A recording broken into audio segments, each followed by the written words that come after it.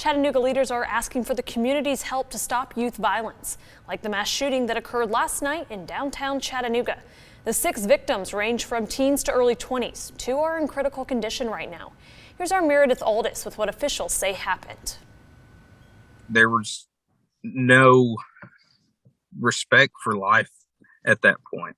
Last night, a little before 11, officials say 6 people were shot, 2 with life-threatening injuries on Cherry Street in downtown Chattanooga.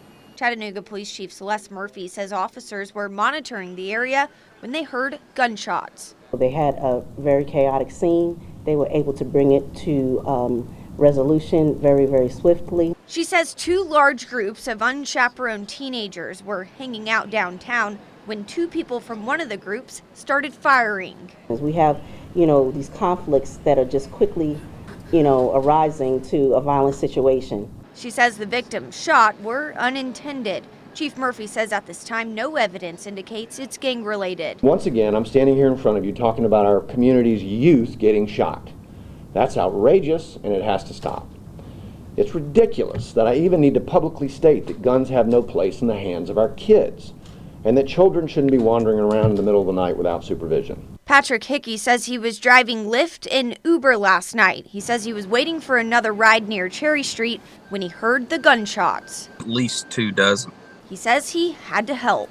There was a kid that was on the sidewalk in front of the apartment building, and I walked over there and somebody said that he had a gunshot wound, and I went back to my car, just grabbed his shirt and gave it to the person over there, and then an officer came up and we put pressure on his wound. Then someone came around the corner of the building, said there were 2 more people on the ground. He says he's blessed to have been able to go home safely to his family and prays for the victims. It was a child. It was someone's child. Chief Murphy says she plans to work with the city to provide more youth mentorship programs with American Rescue Plan funds. The person detained last night was ruled out as a suspect. Currently, no one is in custody in this case. If you have any information, call the number on your screen, or you can submit a tip through the Atlas One app, and you can always remain anonymous.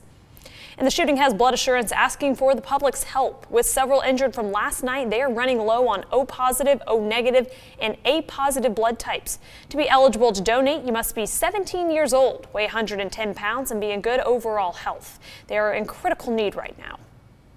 Our inventories were already about 1 day supply, but the accident or the shootings yesterday exacerbated that even worse with the traumas.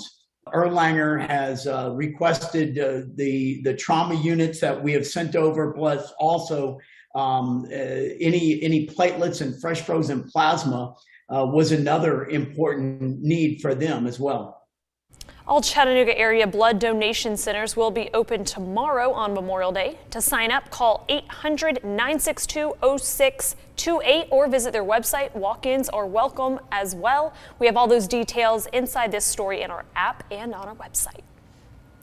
And Republican District Attorney candidate COTY WAMP posted on Facebook saying the age of the parties involved is concerning. She's asking where the parents are and said, is it time to start talking about a citywide curfew for teenagers? She said a zero-tolerance policy for violent offenders must include 16 and 17-year-olds and asked the city to work together to find solutions. We have reached out to Democratic candidate John Allen Brooks for a statement. Minors under 17 in the city of Chattanooga cannot be out past 11 on the weekends and 10 on weekdays. The shooting last night happened at 10:48, just 12 minutes before that curfew. During the press conference today, officials say the ordinance is enforced by citations to parents, and when dealing with a large group, they don't have the resources to call each individual's guardians to be picked up and deliver that citation. The process in and of itself could take as much as an hour, maybe more, and you compound that with 40, 50, 60 kids that are violating curfew. We simply don't have the resources to dedicate to ensure that gets enforced in that manner. Police Chief Celeste Murphy and Chattanooga Mayor Tim Kelly are urging parents to work with them and know where your children are, what they are doing, and ensure they don't get their hands on weapons that can hurt themselves and others.